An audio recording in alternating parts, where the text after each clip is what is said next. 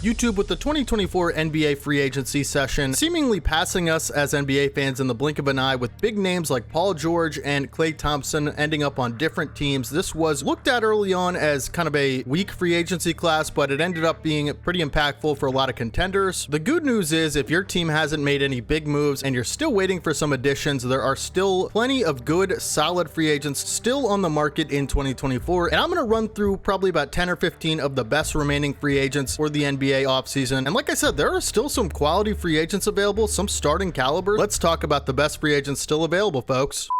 So I think probably the best of the bunch of this free agent class that's still available is point guard, assist to turnover ratio god Tyus Jones of the Washington Wizards, and he is an unrestricted free agent currently. It'll be interesting to see with the Wizards guard rotation. You know, they have a lot of young guards that are looking for minutes if Tyus Jones returns. I doubt that he does return after adding Malcolm Brogdon through the Denny Avdia trade. The thing is, for Tyus Jones, he is definitely a player that you could put a starting point guard tag on, you know what I mean? Or he could be one of the best backup point guards in the entire league. Like I said, he takes care of the ball. He's a good shooter, just a good connector, glue guy offensively that you can trust. And as I mentioned, Tyus Jones is a player of a certain caliber that I don't think is going to get a veteran minimum type of contract or, you know, something to that level. He is definitely worth, you know, $10 to $15 million a year on a 4-year, 3-year deal type of money. The problem is, not a lot of contending teams that are interested in Tyus Jones' services have the money to spend to secure a similar contract to what I just mentioned for him. So basically, it's going to have to be a sign and trade situation with the Wizards, and whoever's willing to spend that money and, you know, give up some assets to get Tyus Jones in a sign and trade deal. Now, they're going to probably most likely have to be a contender that's looking for a solid point guard that can run an offense. But in my opinion, Tyus Jones is the best of the bunch as far as free agents that are still available on the market. I'm basically going to be doing like tiers, and, you know, this is the top tier, right? So Tyus Jones being the top of the top tier, and the top tier is basically like starting caliber players that are pretty solid at what they do. The second one being Luke Kennard. Luke Kennard is one of the best shooters in the league, and, you know, if you look at the numbers, NBA history, I mean, this guy is an absolute sniper. There are some defensive limitations, but Luke Kennard's a really good offensive player. He's a talented playmaker as well, and he's got good size for a wing to be able to shoot the ball over anyone. I do believe Memphis is still in talks with Luke Kennard from everything I see online. I mean, I don't imagine you'd want to lose a shooter like that. Memphis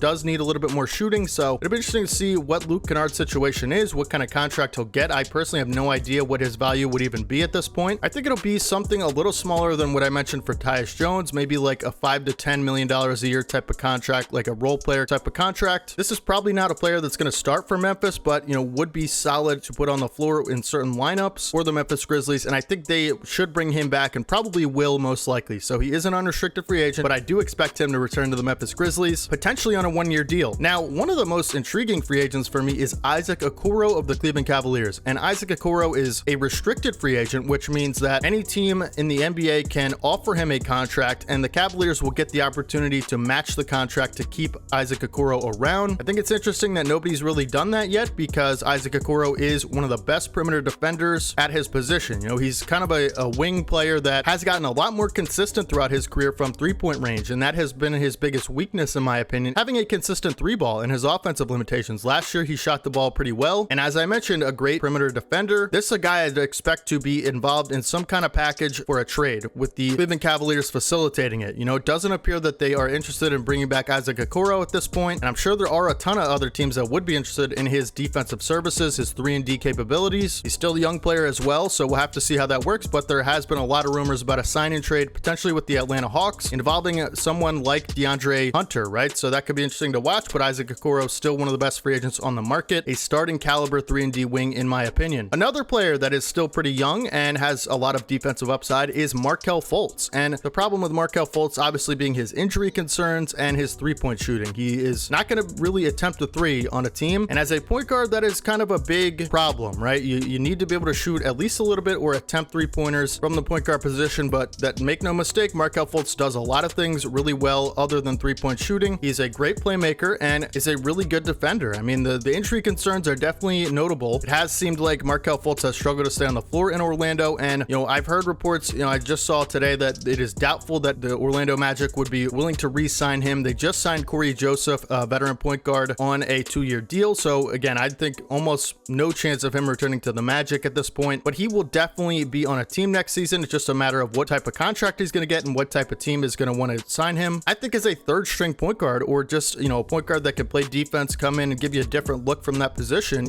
most teams would be pretty interested in his services if it's something like a veteran minimum.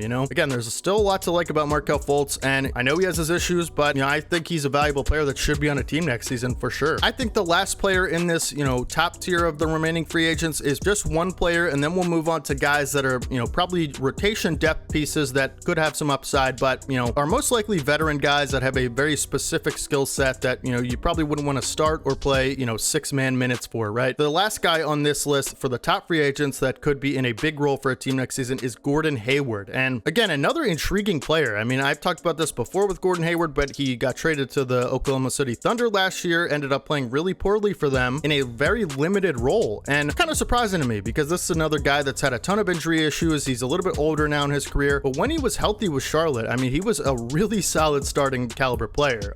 Could still score the ball a little bit. When he was with Charlotte, he's a good playmaker, can handle the ball for a wing, or, I don't know if you want to play him at the 2 guard or a 3, but he can play either one. I think he's got a ton of upside as a shooter, a scorer, and just a smart offensive player with a big time basketball IQ. If he plays anything like he did in Charlotte, this could be the best available free agent on the market. If he plays like he did in OKC, this is a guy that, I talked about this before, but, you can make a case he's like the 12th man on a, bad team. Like, that's how bad he was, in my opinion, in OKC. But again, the upside is still there. He is a guy with injury issues and is a little bit older and had a bad year with OKC. But again, if depending on what Gordon Hayward you're getting, this is one of the more, highly volatile or unpredictable free agents still left on the market, but the upside is insanely high. So that's about it for players I think could be in a big role next season.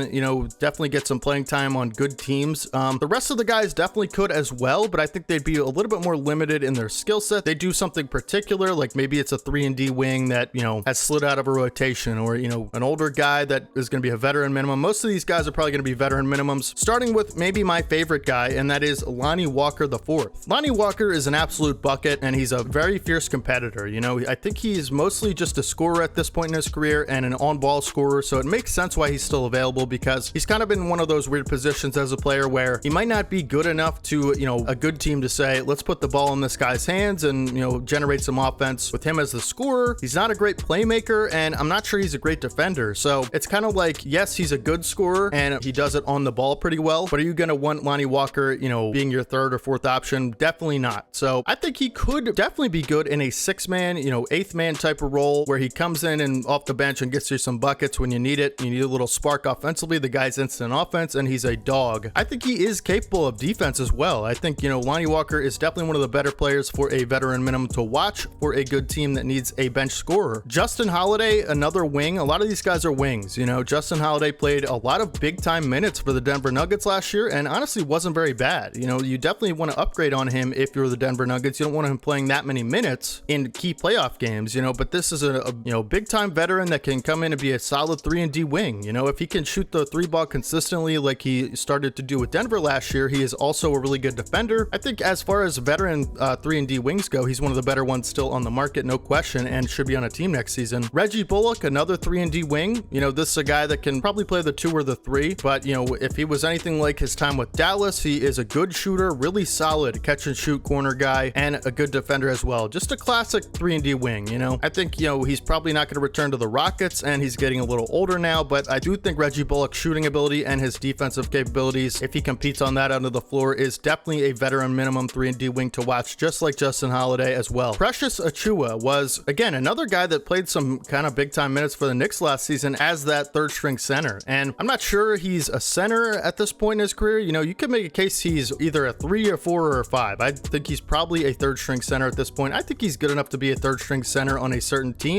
Just depends on what kind of player you're looking for. If you have a guy that you drafted at 3rd string center, which I would imagine that's what most teams are doing, then you probably won't be looking to sign a guy like Precious Achiuwa on a veteran minimum to play, 3rd string power forward, right? But, this is definitely a player that I think could slide into one of those types of roles on a veteran minimum contract. So, definitely if you're looking to bulk up your front court off the bench, this is a guy you might look at. Davis Davis Bertans is another interesting piece for me because he signed that massive contract a while back, and since then he's been all over the league, right? He spent some time in Dallas, he spent some time in Washington, he spent some time in OKC, and then recently Charlotte, who waived him. But, this is a big-time shooter that, has a lot of size. Like I said, another forward that can stretch the floor exceptionally well. He is a shooter. I'm not sure he's going to provide much else at this point, but this is a guy that is a knockdown catch-and-shoot guy with good size to be able to get it off over a lot of players. Look at Davis Bertans to be a veteran minimum guy for sure. Spencer Dinwiddie is one of the more talented players probably on this list, and it's unfortunate how his career has turned out because this is a talented offensive point guard. He has been wildly inefficient the last few seasons, and it's unfortunate because this is a guy a few years ago that, was traded for Kristaps Porzingis as the main part of that deal with the Mavericks. So it's crazy how a couple years can change your entire value, and I think on a veteran minimum, if you could get any kind of value out of Spencer Dinwiddie like he was a few years ago, another guy that could be a steal. I'm not sure a lot of people are going to be looking to run, a six-man role for him because of the inefficiency. Is he good enough to be a guy that you can look to score consistently? I'm not so sure, but I think if you are a team that's looking for high upside pieces with veteran minimums, I think that is one of the players you would look at, similar to a Gordon Hayward, similar to a Lonnie Walker, right, for the scoring. So could be interesting to see where Dinwiddie ends up. Maybe back with the Lakers, we'll see. Talen Horton-Tucker is another high upside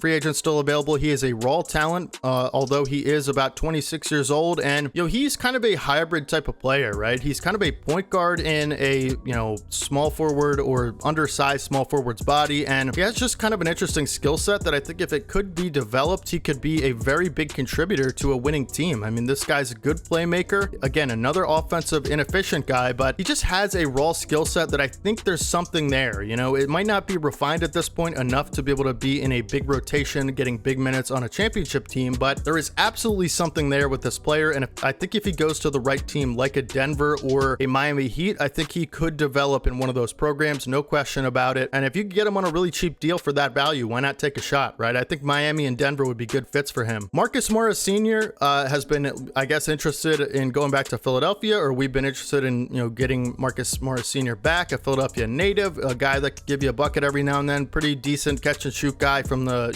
wing and corner. He's kind of a power forward, small forward, right? But has played the 5 for the Sixers at times last year, which was kind of weird. But this is a guy I think you could bring in off the bench to, if you really need him in a pinch, come in and play some power forward minutes or small forward minutes. You could throw him in there, try to get you some offense. I think he's still a decent offensive player. Again, not a guy I'd start or even have in a, playoff rotation probably, but, there is upside there for Marcus Morris. I hope he comes back to the Sixers. Dennis Smith Jr. is another player that's had an interesting career. He's kind of been all over the place, up and down and up and down. He's a good defender as a point guard. He can't really shoot the 3 very well. He's a little bit inefficient offensively and not very great offensively, but he is a really good defender from the point guard position. I think he ends up on a team next season, no question about it. He's also a pretty good athlete still in his career, but this is a guy that you're not going to be able to count on consistently, I think, for certain things, but still, again, another person that should be on a team next season. I'm going to give you guys 3 more 3-and-D wings, Troy Brown Jr., Robert Covington, and Jay Crowder. Robert Covington and Jay Crowder being 3-4 versatiles, in my opinion. They could play either the 3 or the 4. Both pretty decent shooters. They're both older and veterans, but, maybe has lost a step in their careers. But, these are guys, again, another veteran, just 3-and-D guys I think you could put on a roster and maybe not get, solid big rotation minutes, like I said, but having veteran presence is always good for a veteran minimum, and also just getting that 3-and-D capability. Everyone needs more 3-and-D wings. Both these guys have had inconsistency issues, and Robert Covington has had a lot of injury issues, but I don't see why these guys aren't good enough to be on a team next season, at that forward or wing slot. And then Troy Brown Jr., as I mentioned, is a person that had a pretty solid year with the Lakers a few years ago, and then went to the Timberwolves and couldn't really find his way, unfortunately, but this is a good shooter. I think he could be a good defender as well. It's kind of interesting to see how he's ended up, but another guy I think,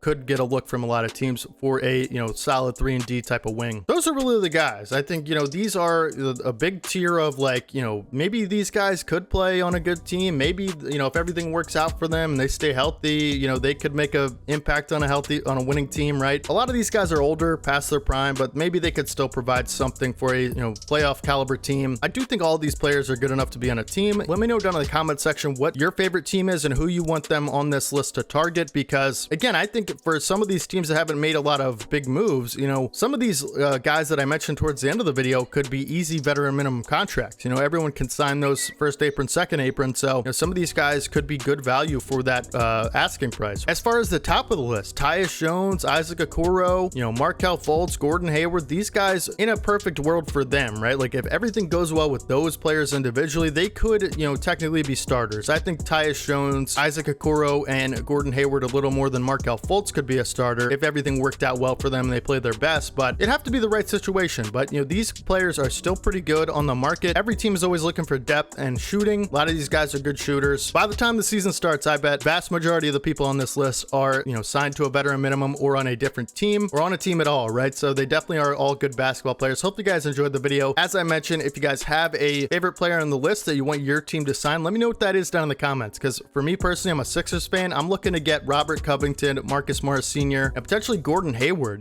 This would be a good pairing. I think we need a little bit more forward depth. As far as the guards, a Markelle Fultz reunion could be fun, right? But we'll just have to see how it works out. I'm not expecting too much out of the Sixers. They've done a ton of work this offseason, and they still have some, spots left to get, but, it'll be interesting to see. Hope you guys have a fantastic rest of your day today. Make sure you guys subscribe to the channel. We're going to be uploading content just like this every day on this channel. So if you guys don't want to miss it, go down, hit that red subscribe button, man. It really means the world to me. We're on the road to 12.1K. I think we're like halfway there, 12,050 or something like that. But I just love basketball, man. I work so hard on this channel, to get these videos out to you guys, and I just want to upload them all the time so that you guys can, whether you agree with my takes or not, I just love sharing them with you guys. You guys have been so great with the support, and just thank you guys for all the positive feedback. It really means a lot to me. And again, what I can promise to you if you do subscribe is content similar to this every single day on the channel. That's what you're getting. So, I think it's a pretty good deal. I love having you guys as part of the community, and I love getting feedback in the comments as well. So make sure you guys do that if you can. Drop a like on the video. It really helps out the video, helps new people find the video. And other than that, hopefully you guys have a great rest of your day today, and hopefully your favorite team gets one of these top free agents. I'm really rooting for everybody in this league, but mostly the Sixers. I will catch you guys in tomorrow's video. Hope you all have a fantastic rest of your day. This is your boy D Haven, as always. Peace.